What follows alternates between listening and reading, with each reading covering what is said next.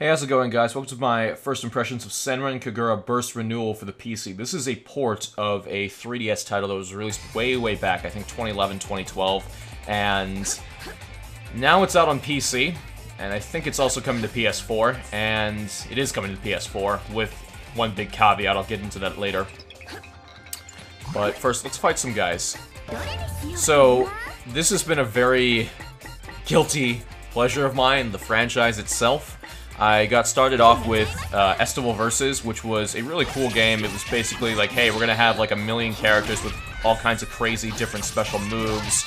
We're gonna give you waves of enemies to fight, similar to a Dynasty Warriors games, and you're just gonna go ham. You're just gonna have fun with the animations, all the cool costumes, the transformations, all that good stuff. So, by nature, the combat is a little bit repetitive. You know, you have your set of combo moves, which is just X, Y, X, Y, X, X, X, Y, you know, that kind of thing. Light and heavy. But what's cool about this game is the aerial attacks. So you can just kind of lock someone into a combo, chain them, and then eventually do a dash, and then just kind of lock them into the air like this. There's also wall jumping, there's all kinds of cool tech mechanics. I'd say Estival still has a few more, like the on-stage power-ups and the better enemy variety. But this game, being, you know, a remake of the first, is still pretty good. It used to be just a straight-up side-scroller. Like, you did have a very limited 3D space, but it was, for all intents and purposes, a very limited side-scrolling beat-em-up. This one gives you a lot more range. Better frame rate overall. The original game on 3DS didn't run so well. So, that is cool.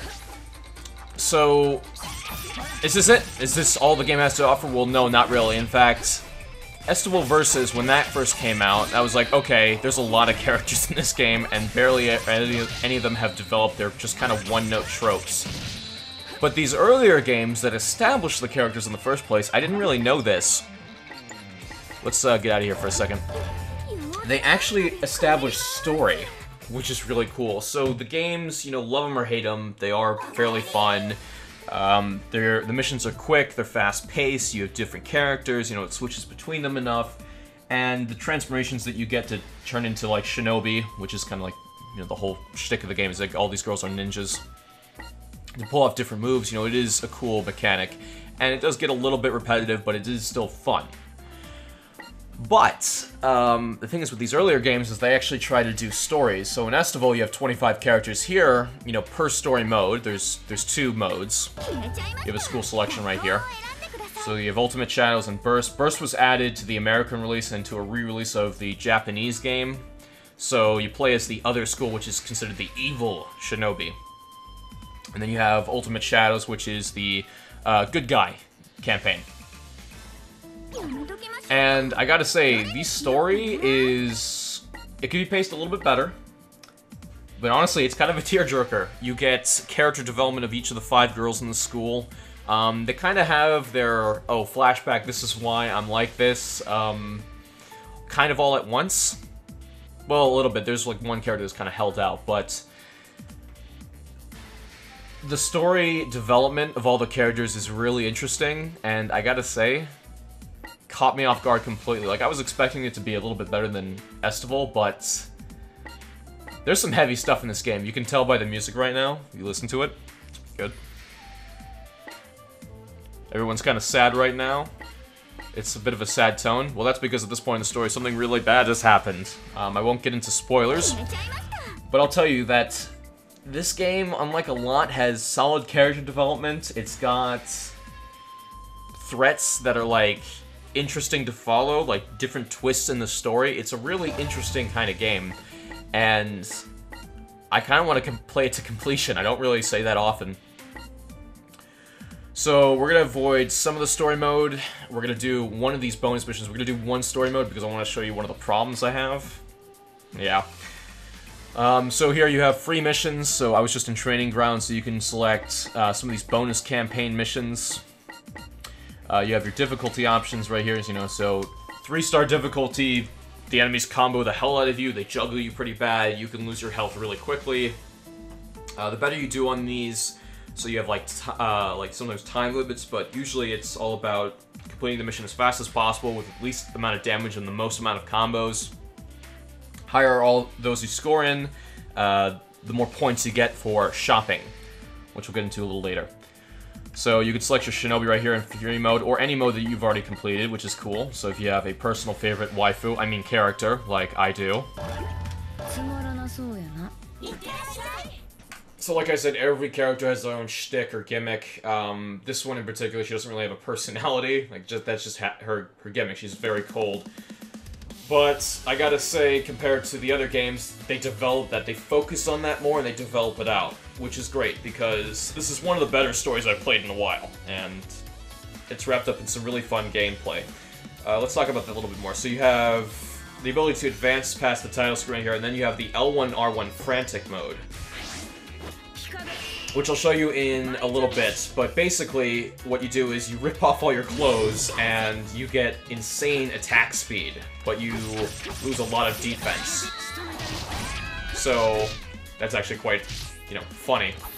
So you have 3 different styles: your pre-transformation mode, your post-transformation, which I'll show you like right now as soon as I build up the gauge, and then you have that rip off your clothes mode, that frantic mode. And there we go, leveled up. So by doing certain moves in certain modes, or like playing a mode out a little bit more, you can upgrade, you can get more moves. So you get like combo finishers like here. So like you have the Techless Flash style, so that's square, square, square, square, and then at level 20 you'll unlock another end to the combo. Then you have the Aerial Rave, which is pretty cool. I believe that's what I have now, so that seems a little bit limited, but let's add more to that. So each girl has their own transformation. Yes, they, you know, lose their clothes anyway.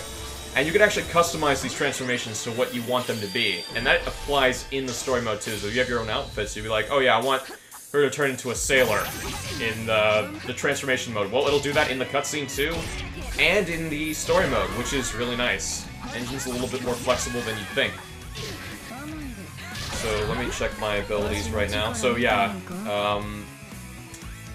I believe that looks a little bit more varied. Yeah, it does. So you actually, it seems to be like the same. You know, you still only have one triangle right there. But, believe it or not, you do actually get more flashier, better combos in the transformation mode. So let me show you that.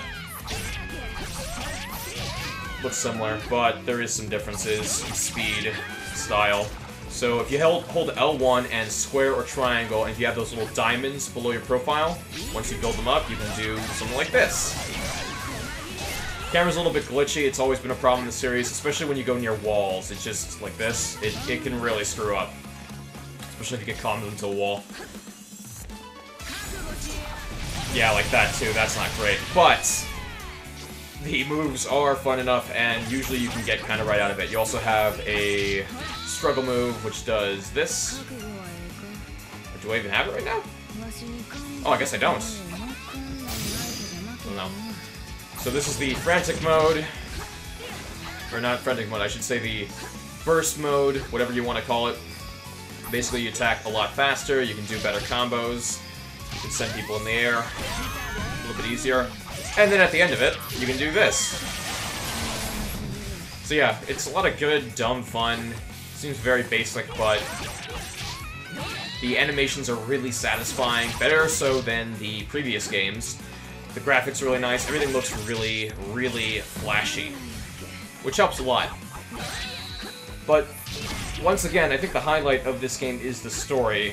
And I'll show you to a little cutscene going on right here, because there is a problem with the cutscenes, but I should say the story text-based cutscenes. They're a little bit on the cheaper side of, I shouldn't really say cheap. So, you have these in-game cutscenes, which I'll show you. It's like, okay, the characters are interacting with dialogue, but then you'll have, like, these cutaway scenes where they'll just show, like, a blank image or some kind of background, or they'll show, like, I don't know, some illustration, and then they'll just kind of do voice-over text. And, I don't know, it breaks away from it a little bit, but sometimes when it's trying to tell a story, I do kind of like it, but then sometimes it feels like, oh, come on, you guys are just cheaping out a little bit here. Because you didn't want to draw, like, you know, a different scene. Alright, let's get into that. We're gonna do an earlier mission. because I don't want to spoil anything here. Alright, so here it is, Summertime Mistake. So, I want you guys to note how fast text scrolls in the next scene, because apparently when they handed these copies out to the press, they didn't check some very important things. So for a story-based game, to have text that's going so fast you can barely read it sometime, or even finish reading it, especially on the last line, that's a bit of a problem. Basically what's happening is that you can select between 30 and 60 FPS for your frame rate, and if you select 60 FPS, the text runs at double speed. Alright, so this is not too bad, right? You can probably read that. It's like, oh, okay. But it's like throwing you off because the text is going faster than the voices sometimes. Like you're on a different character by the time they're done. She's done like halfway through her sentence. Let me try reading this along and show you. The card I pulled is not in fact the Ace of Diamonds, but the Joker, the old maid. Yeah, you got the whole bag. Katsuragi looks down at me triumphantly. Wow, you lost. Now that... See, I can't even do that. I can read it to myself almost as fast, but it's the last line that just disappears. I really hope they fix this. Because it really screams like, hey, we did not play test this enough at 60 FPS, which it doesn't make any sense at all. Okay, so we're at the beach, we gotta relax because we've been attacked by the other girls' shinobi school, everyone's like stressed out, and we gotta have some fun. Because every anime anything has to have a beach episode. SO Versus was an entire beach episode, so you know, I'm not complaining too much.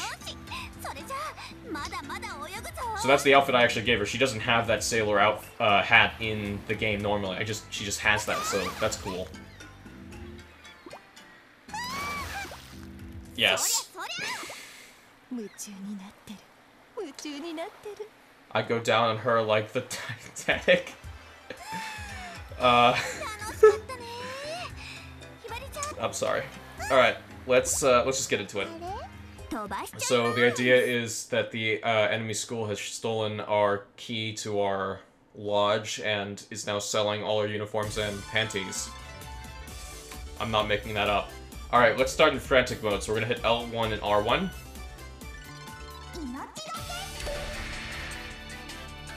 Now what I do like is that this game has prompts for PlayStation, Xbox, and keyboard and mouse, which is really nice. That's really rare to see that. This game is being released on PS4 as well, the same day as PC. This is just an early press copy, so that's cool. Now originally, the game was supposed to come out earlier for PS4, but they had to delay it to censor a mode, which I'll show you a little bit later after this mission. It's a intimacy mode where you can grab the character's breasts and kind of mess around with the costumes you just gave them.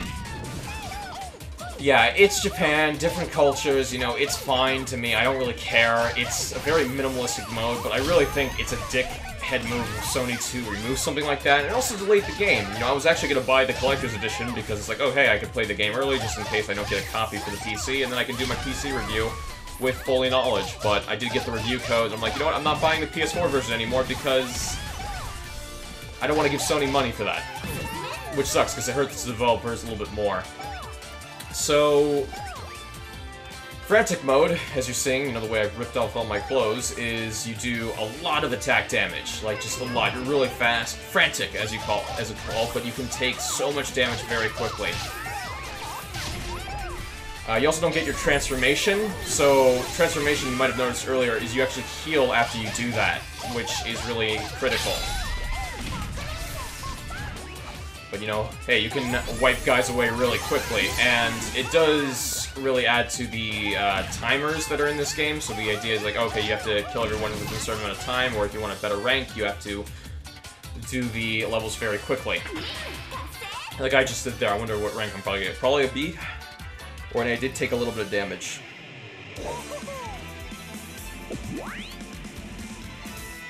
Yeah, once again, the animation quality is really good. The dialogue animations, you know, it's like just characters standing around talking to each other. They're not great, but, you know, it works well enough. The voice acting is pretty good. And, of course, the character models are very well made. Lots of physics going on there. Alright, so here's the score. Nice, an A. That's really good. So I leveled up, so now I can do guard-breaking attacks, which is... That would have been nicer to have a little bit earlier when I was fighting those bosses, but whatever. Basically, every now and then you fight girls from the other school one-on-one, and they can wreck you with combos. It's kind of ridiculous. Alright, so let's check out the PC port, and then we're going to wrap it up with the shop. So, options menu.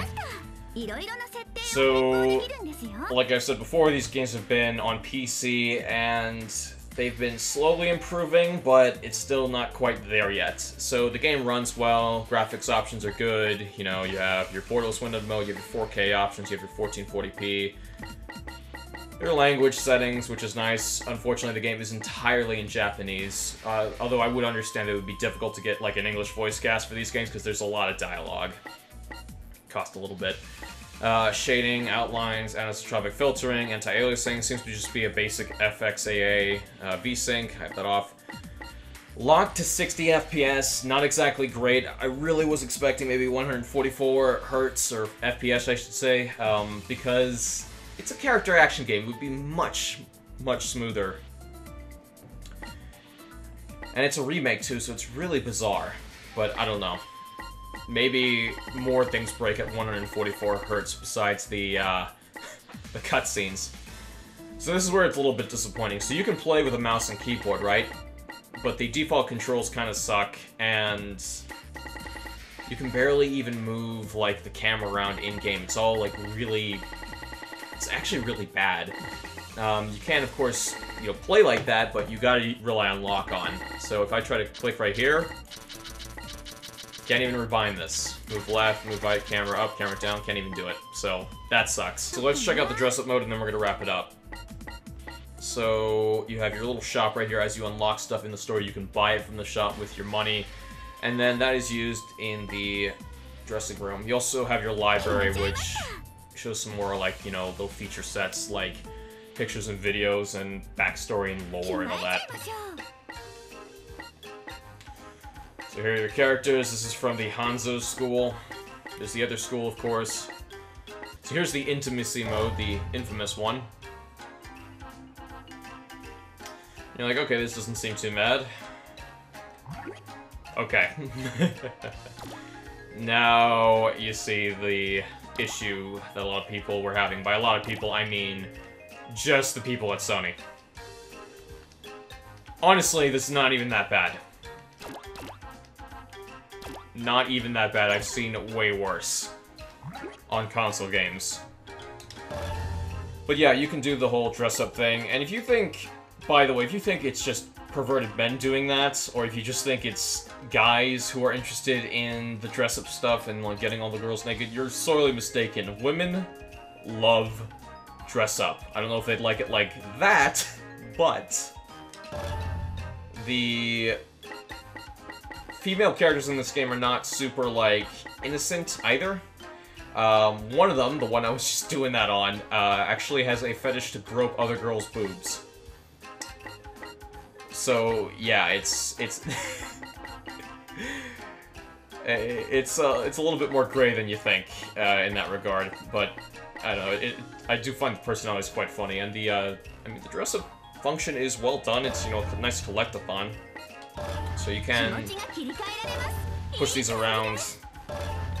So you have different options, different color palettes, which is cool. And you know, again, these transition well into the game. So that's always nice. And of course, there's more to unlock. And of course, there's no doubt going to be like a million pieces of DLC revolved around this, which I guess is cool. Sometimes we get some free stuff. But yeah, that's the controversial mode. It's not even that big of a deal, honestly. It's, you know, it's not in the best taste, but, you know, whatever. It's different cultures, and it's not super harmful. I mean, this game's got an M rating. Jesus, if you can't handle that, what are you doing buying a game with giant anime breasts on the cover? Come on. But we all know, it's not those people buying this game, it's people who don't want you to have fun. It's just that simple. Anyway, guys, thank you so much for watching.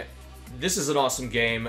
pick it up. I believe it's going to be about $39.99. It's got a lot of content, about 4 hours in. I'm not even halfway through the first campaign, so you're looking at about at least 12 hours of content, and good content too. Yeah, it can get a little bit repetitive with the combat. You have to break off every now and then, but you know, come back to it, and it's still fresh. You got different characters you can swap to. They have their own movesets, as I've already demonstrated. You can level them up. You can There's a lot of stuff here that you can do rather than just fighting. There's story. There's cool combos. You know, you got something for the story guys, the Dynasty Warriors guys, the collectible guys, and then the creepy guy and overly obsessed women, you know, types people. But anyway, guys, thank you so much for watching. I'll see you next time. I'm out.